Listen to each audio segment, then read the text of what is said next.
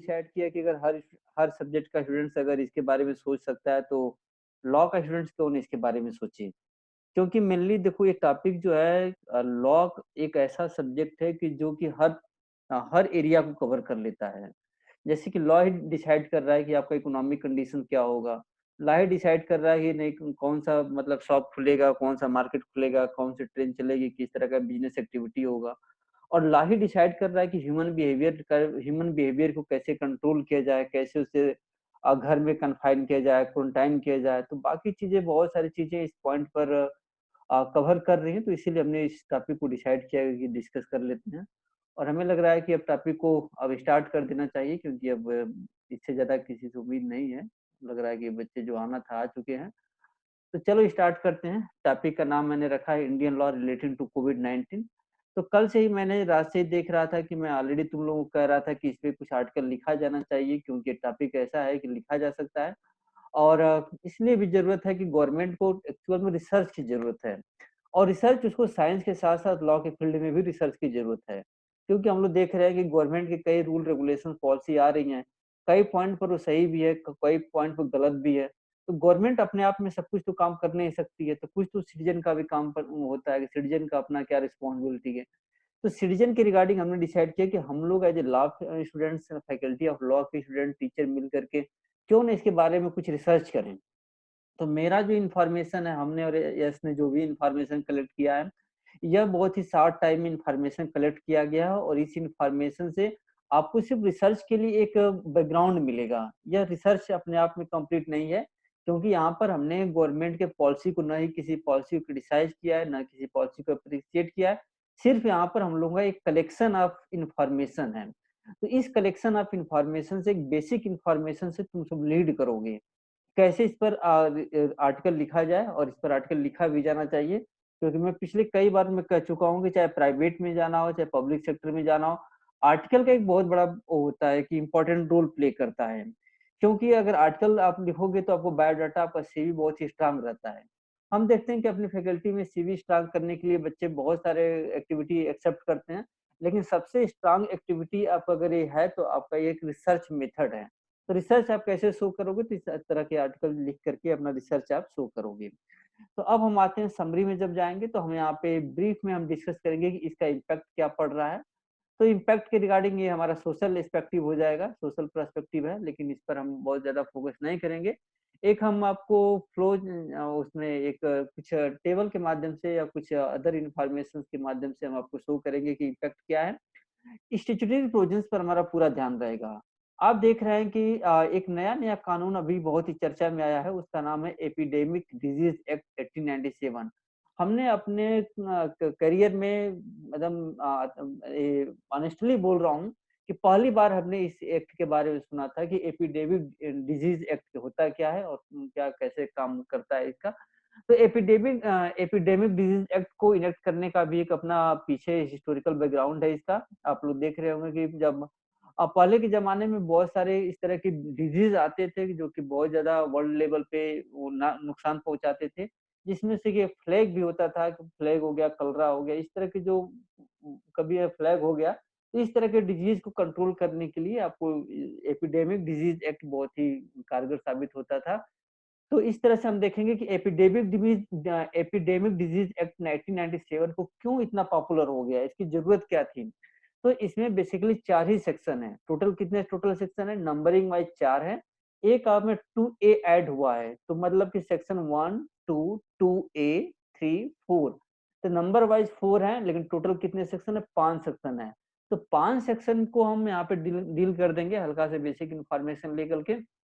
लेकिन अभी-अभी हाल में गवर्नमेंट ऑफ इंडिया ने एक ऑर्डिनेंस प्रोमुलगेट किया है और ऑर्डिनेंस का नाम रखा गया है कि एपिडेमिक डिजीज़ अमेंडमेंट ऑर्डिनेंस 2020 का है। 2020 का जो ये ऑर्डिनेंस है, देखिए जब आप लोग का नेक्स्ट ईयर में जाएँगे, जब आप कॉन्स्टिट्यूशन में पढ़ेंगे तो आपको मालूम होगा कि आर्टिकल 123 के अंतर्गत या 213 के अंतर्गत प्रेसिडेंट गवर्नर भी ऑर्डिनेंस प्रोमुलगेट करते हैं। और ऑर्डिनेंस का इफ़ेक्ट क्या होता है, तो एक लाइन में मैं कह दूँ कि ऑर्डिनेंस का effect just equal to the act होता है। इन दोनों में कोई डिफरेंस नहीं होता है। मेन डिफरेंस ये होता है कि सिर्फ़ और सिर्फ़ इसके टाइमिंग पर होता है। कि ऑर्डिनेंस कितने दिन तक मतलब कंटिन्यू रहेगा। एक होता है कि ऑर्डिनेंस कब इश्यू हो सकता है। ये सब बेसिक पॉइंट पर तो डिफरेंस आते हैं। लेकिन जो मेन पॉइंट है कि लॉ और ऑर्डिनेंस के रिगार्डिंग डिफरेंस क्या है, तो कोई डिफरेंस नहीं है। As it is ordinance is just equal to the act. तो epidemic disease amendment act ordinance 2020 आया हुआ है। इसके माध्यम से एपिडेमिक डिजीज एक्ट में ड्रास्टिक चेंज कर दिया गया है। इस ऑर्डिनेंस की मेथड से पूरे कंप्लीटली एपिडेमिक डिजीज एक्ट को चेंज कर दिया गया है। इसके अंतर्गत पहले क्या होता था एपिडेमिक डिजीज एक्ट के अंतर्गत, कि बहुत नॉर्मल सा एक होता था कि पेनाल्टी इम्पोज की जाएगी और पनिशमेंट के रिगार्डिंग भी बहुत ज्यादा वो नहीं था, सिंपल से था कि 188 के अंतर्गत एक ऑफेंस क्रिएट हो जाएगा।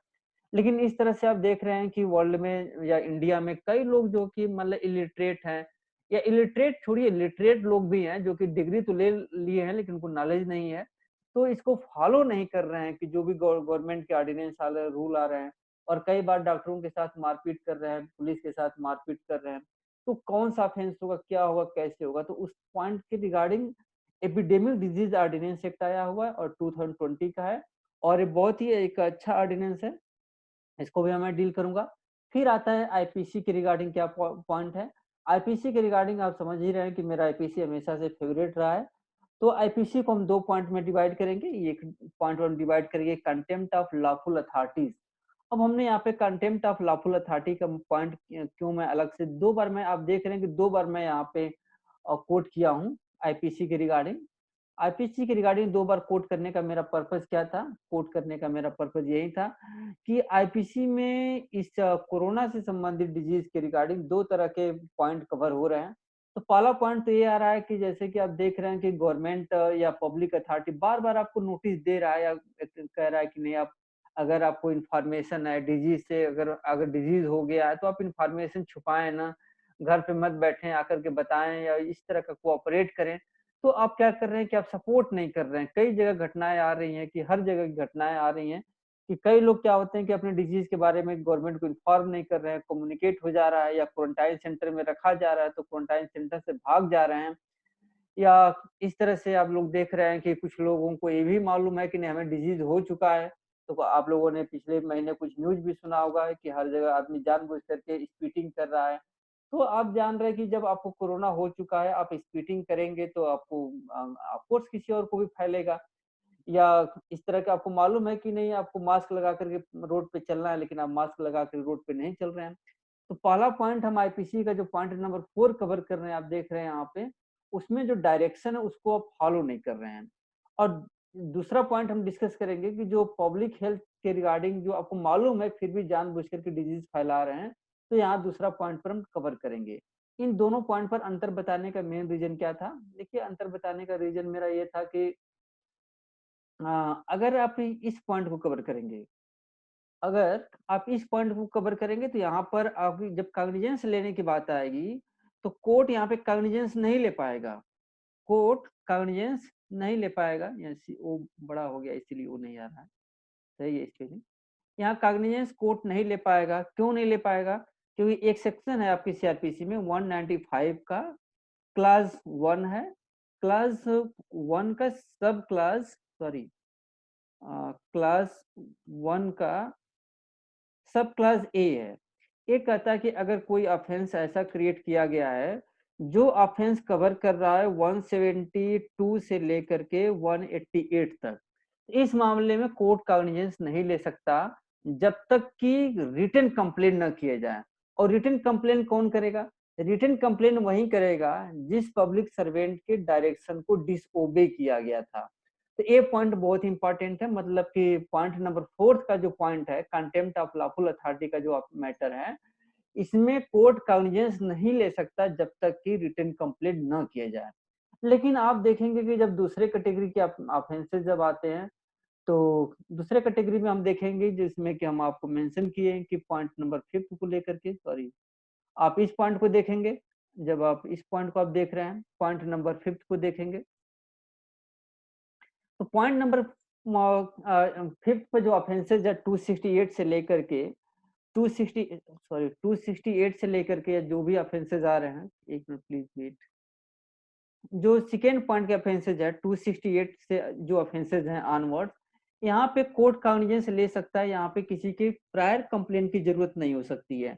तो जब मैं कॉग्निजेंस का चैप्टर पढ़ा रहा था तो एक एग्जांपल दे रहा था, जैसे मान लीजिए सेडिशन का केसेस है, तो मिस्टर कन्हैया कुमार के केस में कोर्ट ने कॉग्निजेंस क्यों नहीं ले पा रहा था? आप देखे होंगे एफआईआर भी रजिस्टर्ड हो गई थी और एफआईआर रजिस्टर्ड होने के बाद चार्जशीट भी सबमिट हो गई थी, लेकिन कोर्ट कॉग्निजेंस नहीं ले रहा था। क्यों? क्योंकि स्टेट गवर्नमेंट का प्रायर परमिशन चाहिए। तो उसी तरह से यहाँ पर कुछ ऑफेंसेस 195 में मेंशन किए गए हैं, जिन मामले में कोर्ट कॉग्निजेंस तब तक नहीं ले सकती है जब तक कि रिटन कंप्लेंट ना हो। तो ये ऑफेंसेस हैं पॉइंट नंबर 4 पे, जिसपे कि कोर्ट कॉग्निजेंस तब तक नहीं लेगी जब तक कि रिटन कंप्लेंट ना हो जाए। लेकिन दूसरे कैटेगरी के जो ऑफेंसेस है यहाँ पर कोर्ट कॉग्निजेंस ले लेगी, यहाँ पे किसी की रिटन कंप्लेंट की जरूरत नहीं है। इसीलिए हमने यहाँ पे 2 पॉइंट में डिस्कस कर दिया है, पॉइंट नंबर 4, पॉइंट नंबर 5, मतलब where written complaint is necessary, this point, and where written complaint is not necessary, this point. अब इसके बाद हम आगे बढ़ेंगे कि अब आगे में जब हम मूव करते हैं तो आगे मूव करेंगे तो आप देख रहे हैं सीआरपीसी में, सीआरपीसी के भी बहुत सारे पॉइंट हैं कि इस मामले में कंप्लेन कैसे होगा, एक मिनट, इस मामले में कंप्लेन कैसे होगा, एफआईआर पॉइंट पर हमें क्या डिस्कस करना है, कोर्ट कॉग्निजेंस कैसे लेगा, और सेक्शन 144 पर भी हम डिस्कस कर रहे हैं कि बहुत सारे पॉइंट हैं 144 के रिगार्डिंग भी। तो इसलिए देख रहे हैं कि ये सारे प्रोविजन लॉकडाउन के दौरान भी कंप्लेन, एफआईआर, कॉग्निजेंस 144 ये सब कंटिन्यू प्रोसेस में चल रहे हैं। क्योंकि अब लॉकडाउन का अगर 144 के अंतर्गत प्रिस्क्राइब्ड अथॉरिटी को डायरेक्शन दिया गया है कि लॉकडाउन का अब फॉलो करिए, अब डायरेक्शन दे देते हैं। अगर यहाँ पे डायरेक्शन इश्यू हो जाता है, ऑर्डर इश्यू हो जाता है 144 के अंतर्गत, तो 5 या 5 से अधिक व्यक्ति एक जगह को आप एक जगह इकट्ठा नहीं हो सकते। तो इससे क्या होगा कि जो सोशल डिस्टेंसिंग मेंटेन करने में सेक्शन 144 का बहुत बड़ा इंपॉर्टेंट रोल होगा, और जो व्यक्ति यहाँ क्राइम करेगा उसका कंप्लेंट भी हो सकता है, एफआईआर भी हो सकता है, कोर्ट कॉग्निजेंस भी ले सकता है। और इसमें अगर हम जाएंगे तो इंडियन एविडेंस एक्ट का भी है, इंडियन एविडेंस एक्ट के रिगार्डिंग बर्डन ऑफ प्रूफ आएगा। तो बर्डन ऑफ प्रूफ पर हमने एक सेक्शन कोट किया 106 के अंतर्गत। 106 कहता है कि अगर आपको स्पेशल नॉलेज है, किसी भी व्यक्ति को स्पेशल नॉलेज है, तो उसके ऊपर बर्डन लाइज करेगा कि वह प्रूव करे कि बर्डन उसके ऊपर होगा कि वह इस बात को प्रूव करे कि he was innocent and he had not knowledge regarding that points. इस पर हमने एक सेक्शन पार्टिकुलर लिया है कि 106 के रिगार्डिंग। 106 में एक एग्जांपल जैसे आप देखें इलस्ट्रेशन है कि एक व्यक्ति ट्रेन में जा रहा है, क्वेश्चन अराइज हुआ कि वो विदाउट टिकट है कि विद टिकट है, तो उस व्यक्ति की लाइबिलिटी बनती है कि वो इन्फॉर्म करे कि वो विद टिकट है या विदाउट टिकट है। तो इसी तरह से अगर आप मान लीजिए कि आप घर में कन्फाइन है, क्वारंटाइन है, और आपको डिजीज हो गया है, आपको मालूम है, और आपने इन्फॉर्म नहीं किया, अब पुलिस आती है इस एलिगेशन के साथ आपको अरेस्ट करके लेकर चली जाती है, और उस आप पर केस चलता है कि नहीं आपको मालूम तो था कि नहीं आपको डिजीज था लेकिन आपने इन्फॉर्म नहीं किया, तो अब बर्डन ऑफ प्रूफ आप पर पड़ेगा कि नहीं, मैं मुझे नहीं मालूम था कि मुझे क्वारंटाइन हुआ है, मुझे लगा कि नॉर्मल खांसी जुकाम हुआ है इसलिए मैं इन्फॉर्म नहीं किया। तो बर्डन ऑफ प्रूफ कि आपको नॉलेज था कि क्वारंटाइन, अरे आपको कोविड-19 से अफेक्टेड थे या नहीं थे, आपके ऊपर पड़ेगा। तो 106 में वो बर्डन ऑफ प्रूफ है। अब देखेंगे यहाँ कि हम पॉइंट नंबर नेक्स्ट पर जब मूव करते हैं तो यहाँ पर हम गवर्नमेंट की तारीफ करेंगे। देखिए एक बात है कि गवर्नमेंट की जहाँ तारीफ करना हमें तारीफ करनी चाहिए, जहाँ क्रिटिसाइज करना चाहिए। तो गवर्नमेंट का बहुत ही अच्छा इनिशिएटिव है, और मैं देख रहा हूँ कि कई लोग अभी सोशल मीडिया पे गवर्नमेंट को लेकर कई पॉइंट पर क्रिटिसाइज कर रहे हैं। यस, गवर्नमेंट कई पॉइंट पर फेल है, लेकिन जहाँ तक बात रही उसके जैसे हम लोग कह रहे हैं कि हम क्यों ना एमपी के, एमएलए के इनकी सैलरी कम करें या सैलरी घटा दें, पेंशन खत्म कर दें। तो यस, आपकी डिमांड एक हो सकती है, आप पब्लिक हैं, आप पब्लिक सर्वेंट से आप अपना क्लेम कर सकते हैं। लेकिन गवर्नमेंट ने एक बहुत ही अच्छा इनिशिएटिव उठाया है, और गवर्नमेंट ने यहाँ पर भी एक ऑर्डिनेंस इशू किया है। आप देख रहे हैं कि यहाँ पे 2 ऑर्डिनेंस हो गए। एक ऑर्डिनेंस तो आपको एपिडेमिक में वो करने के लिए, अमेंड करने के लिए था, और दूसरा ऑर्डिनेंस आपको था, इसी पॉइंट पर था, सैलरीज के रिडक्शन के लिए। यह गवर्नमेंट का बहुत ही काबिल तारीफ एक एग्जाम्पल सेट किया है गवर्नमेंट ने। इसमें गवर्नमेंट ने क्या किया है कि जो अपने मिनिस्टर्स हैं, सबसे पहले किसकी सैलरी डिडक्ट की गई, मिनिस्टर्स की सैलरी की गई है। तो मिनिस्टर को कुछ समच्योरी अलाउंसेस मिलते हैं। समच्योरी अलाउंसेस तो एक स्पेसिफिक वर्ड है, वहां पे यूज हुआ है, अगर आप ऑर्डिनेंस पढ़ेंगे तो सब्सिडियरी अलाउंसेस वे अलाउंसेस होते हैं जो कि आपको ऑर्डिनरी रूप में खर्च करने के लिए दिए जाते हैं। तो यहाँ पे सबसे पहले गवर्नमेंट ने ऑनरेबल मिस्टर मोदी गवर्नमेंट ने यहाँ पे अपने खुद के मिनिस्टर्स का 30% तक अलाउंसेस को कम कर दिया है। कितने परसेंट अलाउंसेस कम हुआ? 30% अलाउंसेस कम किया है, क्योंकि गवर्नमेंट ये दिखाना चाहती है कि नहीं वी आर सीरियस, सबसे पहले हम अपने ऊपर लागू करेंगे, इसके बाद अगर नहीं होगा तब हम आपको मूव करेंगे। तो बहुत ही अच्छा ऑर्डिनेंस है, इस ऑर्डिनेंस को पढ़ना चाहिए और लोगों को अवेयर करना चाहिए कि नहीं गवर्नमेंट हमारे साथ है और हम लोग गवर्नमेंट के साथ हैं। तो इस ऑर्डिनेंस के माध्यम से मैं इसको बहुत ज़्यादा डील नहीं करूँगा, बस यही बताऊँगा कि इतना कहाँ पे कितने परसेंट का डिडक्ट हुआ यहाँ पे? यहाँ पे डिडक्ट हुआ 30% का। और किसका डिडक्ट हुआ? यहाँ पर देखिए सिर्फ़ मिनिस्टर्स का डिडक्ट हुआ है। अब मिनिस्टर्स के अंतर्गत कौन आते हैं? देखिए मिनिस्टर्स के अंतर्गत हमेशा प्राइम मिनिस्टर भी आते हैं। तो यहाँ पर इस ऑर्डिनेंस को आप देखिएगा। और एक और हम जब जाएँगे डिज़ास्टर मैनेजमेंट एक्ट के रिगार्डिंग अगर हम आगे बढ़ते हैं, तो डिज़ास्टर किसमें management sir? Pardon? Sir ministers का डिडक्ट नहीं हुआ है सर, गवर्नमेंट एम्प्लॉयज का भी डिडक्ट हुआ है सर ये सैलरीज ना अलाउंसेस, नहीं देखिए नॉट ओनली मिनिस्टर। अभी क्या है ना नहीं कि सर ये स्टेट गवर्नमेंट में सर, राजस्थान स्टेट गवर्नमेंट में और मैं बता काफी रहा हूँ ना, मैं बता स्टेट रहा हूँ। गवर्नमेंट 30% से डिडक्ट हो चुका है अभी फिलहाल। नहीं, मैं आपको बता रहा हूँ, लिसन में। यहाँ पे क्या है कि अभी हम इस ऑर्डिनेंस की जब बात कर रहे हैं, तो इस सेंट्रल गवर्नमेंट के ऑर्डिनेंस की बात कर रहे हैं। जी सर। और कई स्टेट ही नहीं, कई राज्यों ने तो सैलरी डिडक्ट ही नहीं किया, पूरी सैलरी रोक दिया कुछ टाइम के लिए। तो वो सब चीज़ें हैं, सर लेकिन हमें यही कहने का पॉइंट है कि जहाँ पे डिडक्ट हुआ है, वो भी ठीक है। लेकिन ये ऑर्डिनेंस की बात है, तो इस ऑर्डिनेंस में गवर्नमेंट ने जैसे अभी सेंट्रल गवर्नमेंट के हम लोग एम्प्लॉयी हैं, तो सेंट्रल गवर्नमेंट एम्प्लॉय में जो हमारी सैलरी कंटिन्यू आती है, अभी कंटिन्यू आ रही है। हाँ, हमारा जो डीए अलाउंसेस जो मिलता है मतलब कि डियरेंस अलाउंसेस मिलता है, वो अगले हाँ जी सर, वो कुछ टाइम के लिए सस्पेंड कर दिया गया है।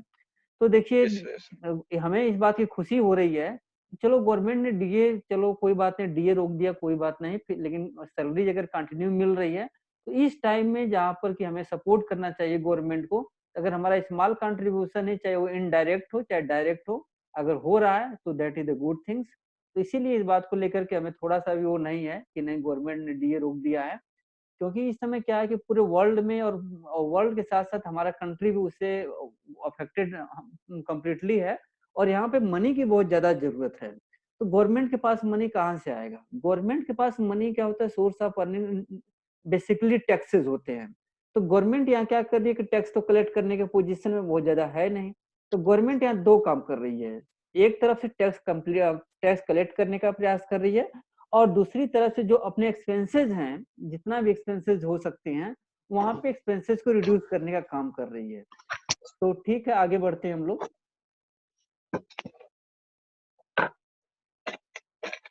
जब रिसर्च करना तो इसको आप कोट कर लेना कि नहीं भाई स्टेट का क्या पोज़ीशन है, मैंने यहाँ पे सेंटर को ध्यान में रख कर के बनाया है। अब यहाँ पर आएँगे हम डिज़ास्टर मैनेजमेंट एक्ट के अंतर्गत आएँगे, तो डिज़ास्टर मैनेजमेंट एक्ट के अंतर्गत अभी हम केस भी डिस्कस करेंगे, इस पर एक पॉइंट का केस भी था। तो इसमें सुप्रीम कोर्ट में यही आर्गुमेंट किया गया था कि जैसे एपिडेमिक है, एक डिज़ीज़ है इसको भी डिज़ास्टर के कैटेगरी में हम रखेंगे और गवर्नमेंट का यही कहना है कि कोई भी फ़ॉल्स इन्फॉर्मेशन शेयर करता है, डिज़ास्टर के रिगार्डिंग जो कि ये आम पब्लिक में पैनिक क्रिएट करता है। तो इस तरह के लोगों पे कार्रवाई होनी चाहिए और वो भी गवर्नमेंट का कहना है कि इस तरह का मैटर 188 सेक्शन में आएगा। इसको भी हम डिस्कस करेंगे और अभी-अभी हम देख रहे हैं एसेंशियल कमोडिटीज़ एक्ट के अंतर्गत कुछ मैटर हैं। अ, एसेंशियल कमोडिटीज़ एक्ट 1958 का है जिसके अंतर्गत कि गवर्नमेंट जो है एसेंशियल कमोडिटीज़ अब आप पूछेंगे कि सर एसेंशियल कमोडिटीज़ होते क्या हैं? तो गवर्नमेंट अपने हिसाब से डिक्लेयर करती है क्या चीज़ें एसेंशियल कमोडिटीज़ हैं, क्या एसेंशियल कमोडिटीज़ नहीं है। तो यहाँ पर इस पॉइंट को ये रख रहे हैं। देखिए एक बात बताएँ कि हम इस समय गवर्नमेंट को क्रिटिसाइज़ करने के बहुत ज़्यादा मूड में नहीं हैं। सोच रहे हैं कि गवर्नमेंट को जब ये जो खत्म हो जाएगा, ये जो सिलसिला चल रहा है एपिडेमिक जो प्रॉब्लम है खत्म हो जाएगी। अभी साथ में देंगे तो बाद में इसको जो भी क्रिटिसाइज़ करना होगा क्रिटिसाइज़ करेंगे। अभी एक लिमिटेड वे में जितना हो सकता है उतना भी मेंटेन करने का प्रयास किया जा रहा है। और एक बात बताएँ क्रिटिसाइज़ भी ज़रूरी है। अगर आप क्रिटिसाइज़ नहीं करोगे तो गवर्नमेंट भी एक समझ नहीं पाएगी क्या गलत है, क्या सही है। तो क्रिटिसाइज़ करना भी अपने आप में गवर्नमेंट का सपोर्ट ही करना है। ऐसा नहीं है कि गवर्नमेंट का सपोर्ट नहीं करना है। इस तरह से हम आते हैं कि एक एसेंशियल कमोडिटीज़ एक्ट है, जैसे कि दूध है, जैसे आप देख रहे हैं कि कुछ चीज़ें डिक्लेयर हो गई हैं कि एसेंशियल कमोडिटीज़ एक्ट के अंतर्गत उसका प्राइस क्या होगा, सब कुछ यहाँ पे फिक्स कर चुका है। तो यहाँ पर गवर्नमेंट एसेंशियल कमोडिटीज़ एक्ट और एसेंशियल सर्विस मेंटेनेंस एक्ट दोनों के हिसाब से दोनों को यूज़ कर रही है। एसेंशियल सर्विसेज मेंटेनेंस एक्ट में ये है कि जिस सर्विस को एसेंशियल घोषित कर दिया जाएगा, एस्मा जिसको वो एसेंशियल घोषित कर दिया जाएगा, उस मामले में आप स्ट्राइक पे नहीं जा सकते। जैसे अभी देखिए कोविड-19 है, जैसे मान लीजिए पुलिस है, आर्मी है या रेलवे है, रेलवे के एम्प्लॉयी हैं, डॉक्टर्स हैं, ये लोग चाह कर के भी वहाँ पे नहीं जा लीव ले सकते हैं। यहाँ पे गवर्नमेंट का परमिशन जब तक नहीं होगा, वो स्ट्राइक पे नहीं जा सकते। क्यों नहीं स्ट्राइक पे जा सकते? क्योंकि ये एसेंशियल सर्विसेज मेंटेनेंस एक्ट के अंतर्गत आता है। कुछ दिन पहले ही आप लोगों ने न्यूज़ सुना होगा, इस पर डिस्कस करेंगे। अब हम आते हैं कि उत्तर प्रदेश का आपने थोड़ा-सा ले लिया है, आपको उत्तर प्रदेश के रिगार्डिंग। उत्तर प्रदेश ही नहीं सिचुएशन आप देख रहे हैं कि उत्तर प्रदेश में ऑर्डिनेंस भी आ रहे हैं, हर जगह से ऑर्डिनेंस आ रहे हैं। उत्तर प्रदेश में भी एक ऑर्डिनेंस आया हुआ है, Uttar Pradesh health and epidemic disease control ordinance आया हुआ है। इसका भी पर्पज़ क्या है कि इसका पर्पज़ बेसिकली ये ऑर्डिनेंस जो सेंट्रल गवर्नमेंट का जो ऑर्डिनेंस है, सेंट्रल गवर्नमेंट ने जो ऑर्डिनेंस इश्यू किया है ना एपिडेमिक डिजीज़ एक्ट, इस ऑर्डिनेंस के साथ ही इस ऑर्डिनेंस को लाया जा रहा है।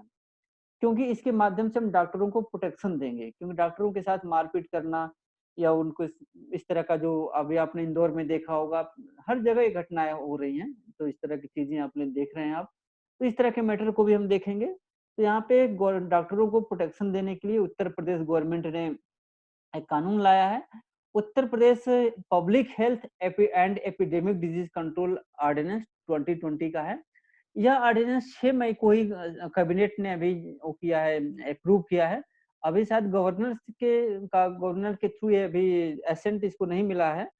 अभी कैबिनेट मिनिस्टर ने ही इसको पास किया है। तो जैसे ही अगर ऑर्डिनेंस ऑटोमेटिक आप जान ही रहे हैं कि गवर्नर जो है ऑलरेडी इसका सैंक्शन दे देंगे, कोई दिक्कत नहीं होगा उसमें। तो लेकिन इसकी तारीफ तो होनी चाहिए, लेकिन जो लास्ट जो यहाँ पर एक ऑर्डिनेंस है, ये ऑर्डिनेंस बहुत ही खतरनाक यूपी गवर्नमेंट ने लाई है। Uttar Pradesh temporary exemption from certain labour laws ordinance, ये गवर्नमेंट को तो नहीं लाना चाहिए था। जितनी भी क्रिटिसाइज की जाए, क्रिटिसाइज होनी चाहिए और इस पर रिसर्च करने की जरूरत है। इस ऑर्डिनेंस को रिसर्च करने करके गवर्नमेंट को सजेस्ट करना चाहिए कि आखिर लेबरर पे क्या इफेक्ट पड़ेगा।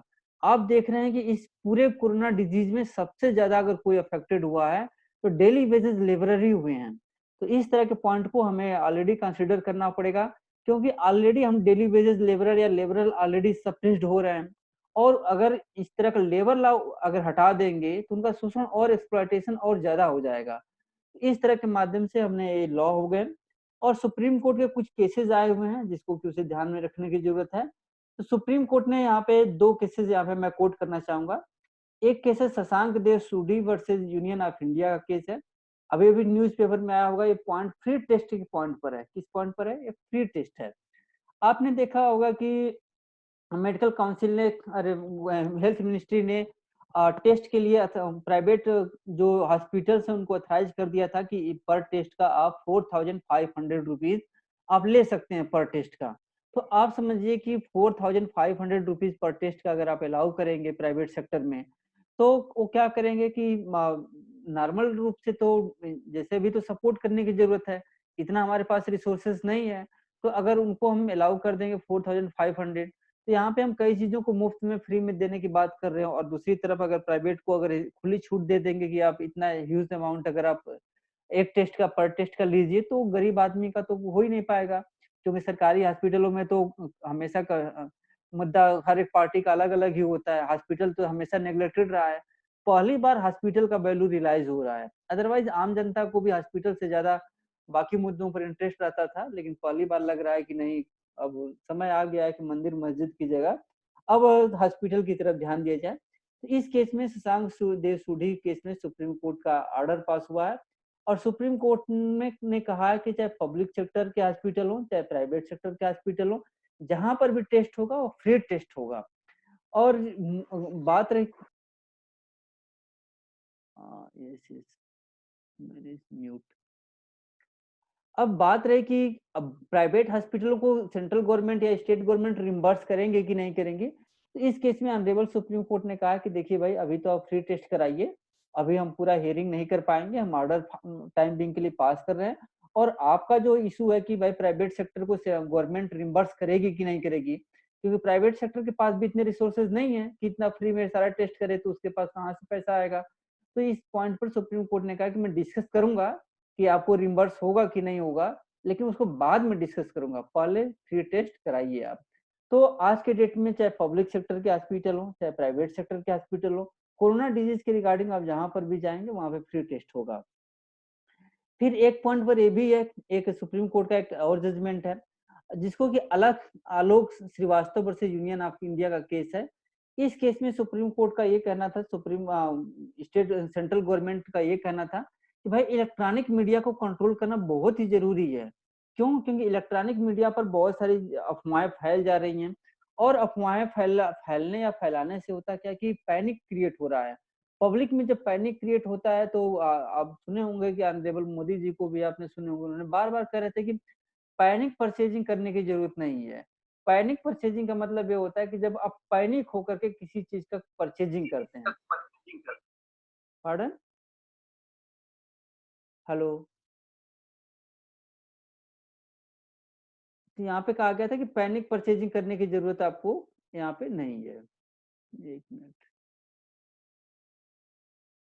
तो इस तरह का, तो गवर्नमेंट ने क्या किया था कि डिमांड किया था कि जो सोशल मीडिया है including Facebook, social media Facebook Twitter या स्पेशली इलेक्ट्रॉनिक मीडिया में जितने भी आते हों, वो उसको रेगुलेट करने की जरूरत है। लेकिन आलोक कुमार के केस में सुप्रीम कोर्ट ने ऑर्डर पास किया कि नहीं, इसको रेगुलेट करने की जरूरत नहीं है, ये जैसे भी है एज इट इज ठीक है। लेकिन सुप्रीम कोर्ट ने भी एक एडवाइजरी इशू कर दिया कि नहीं भाई, हम इसको रेगुलेट तो नहीं करेंगे, लेकिन रिक्वेस्ट किया जा रहा है कि एडवाइजरी है कि आप लोग कोई भी फेसबुक पर या सोशल मीडिया पर या इलेक्ट्रॉनिक मीडिया पर कोई भी इंफॉर्मेशन शेयर करें तो एक परफेक्ट इंफॉर्मेशन शेयर करें, जिससे कि लोगों में पैनिक क्रिएट ना हो। तो इस तरह की चीजें हैं, क्योंकि हमें freedom of speech and expression का भी एक साथ ध्यान देना है, और साथ साथ में ये भी ध्यान में रखना है कि पब्लिक पर उसका इफेक्ट क्या पड़ेगा। तो ये सब पॉइंट आपने देखा होगा कि हमने इम्पैक्ट हो गया, कुछ एक्सटेंजल प्रोविजंस हो गए, लीडिंग केसेस हो गए, इसके माध्यम से हम इसको आगे फर्दर प्रोसीड कर रहे हैं। अब यहाँ पे देखिए, मैं जो मैटर भेजा हूँ, आप जो भी है आप इसको कॉपी पेस्ट करके आप डालेंगे तो सारा ओरिजिनल आपको डाउनलोड हो जाएगा, और वहां से पढ़ करके अपना वो लेना। अब impact of covid on Indian society पर इसका इम्पैक्ट क्या हो रहा है, ये बहुत इंपॉर्टेंट चीज है। तो इम्पैक्ट के पॉइंट पर हम देखेंगे तो सबसे पहले तो अपर क्लास, हम एक डिवीजन कर रहे हैं कि कैसे हम इसका एनालाइज करेंगे। अपर क्लास, मिडिल क्लास और लोअर क्लास। ओके, टाइम भी हो रहा है। Upper class, middle class, lower class, इन मैटर में ये देखेंगे कि अपर क्लास आप देख रहे हैं तो अपर क्लास को भी दो पॉइंट में डिवाइड किया है, अर्बन डिवाइड किया है, रूरल डिवाइड किया है। मैं इसको एक क्लास और कंटिन्यू कर लूंगा, 12:05 से तुम लोग सपोर्ट करना, कंटिन्यू करके इसको खत्म कर दूंगा, थोड़ा सा कंप्लीट इन्फॉर्मेशन होना चाहिए। तो अपर क्लास में भी आप देख रहे हैं कि दो पॉइंट है, एक अर्बन एरिया में अपर क्लास है और रूरल एरिया में अपर क्लास है। तो आप देख रहे हैं कि इस कैटेगरी में चाहे मेल हो चाहे फीमेल हो चाहे चिल्ड्रेन हो, अपर क्लास को बहुत ज्यादा अफेक्ट नहीं कर रहा है।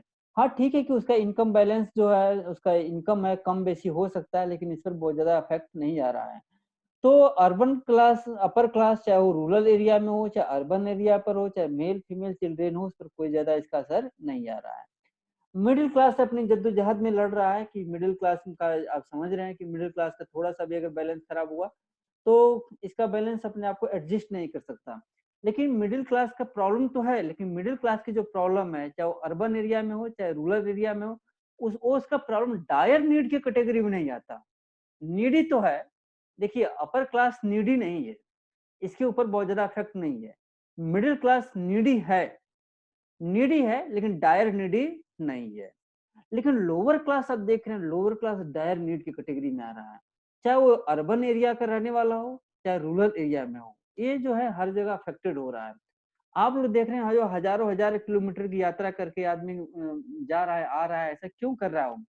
ऐसा इसलिए कर रहा है कि हम यहाँ बैठे बैठे, जैसे कि हमारी सैलरी आ जा रही लाख रुपए के हिसाब से, तो मैं तो तुरंत कह दे रहा हूँ कि नहीं, वो क्यों ऐसा कर रहा है भाई, उसको कोरोना का वो है, उसको कोरोना फैलेगा, वो मर जाएगा, यहाँ भी मर जाएगा वहां भी मर जाएगा।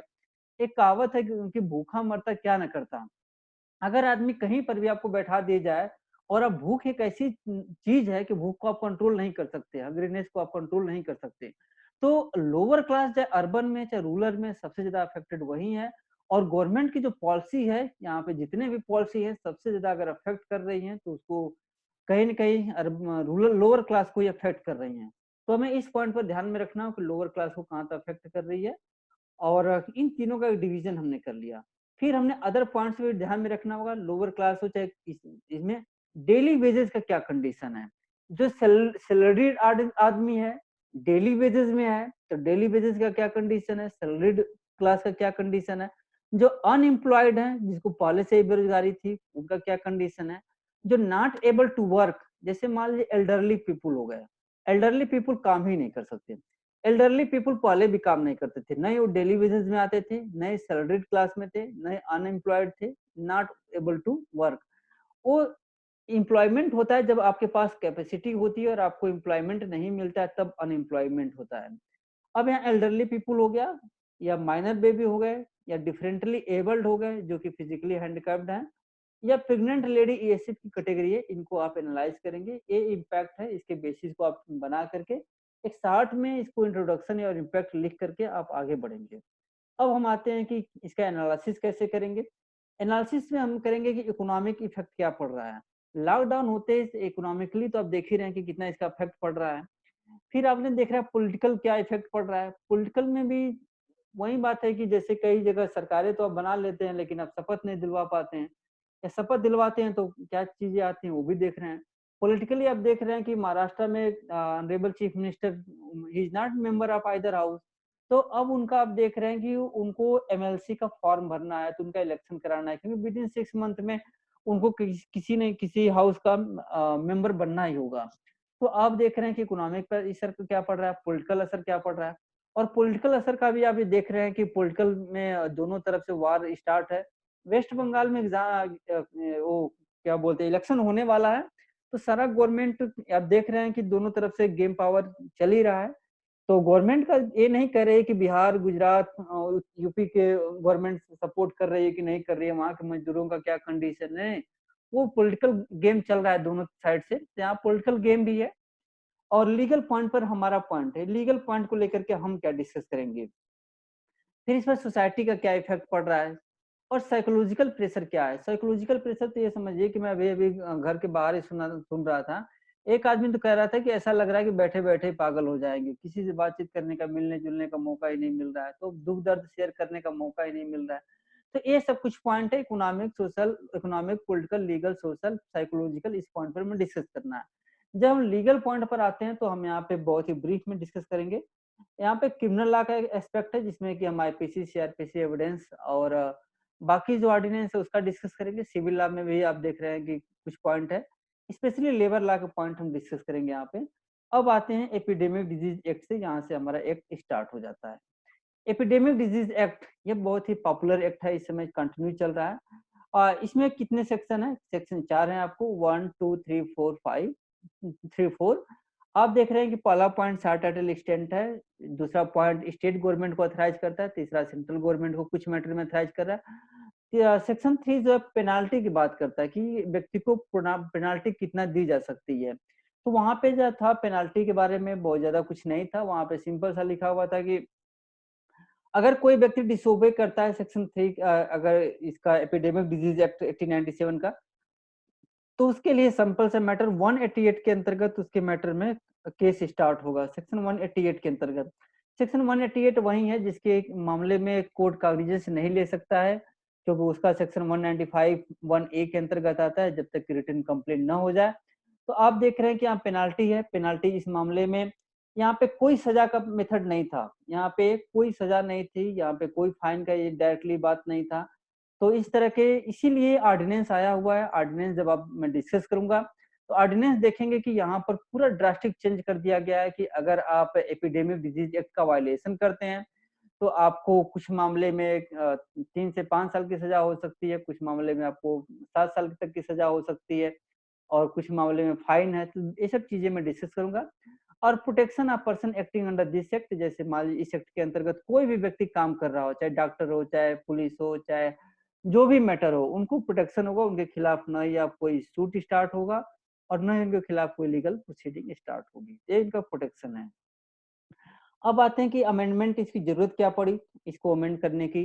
अमेंड करने की ज़रूरत इसलिए पड़ी कि आपने देखा होगा, बहुत सारी चीज़ें मैं एग्ज़ाम्पल बता ही चुका हूँ कि अनफॉर्च्यूनेटली लोग डॉक्टरों के साथ मारपीट कर रहे हैं और ये सब चीज़ें स्पिटिंग कर रहे हैं और सपोर्ट नहीं कर रहे हैं, तो इस सब पॉइंट को लेकर के पहली बार यहाँ पे ऑफेंस को क्लासिफाइड कर दिया गया।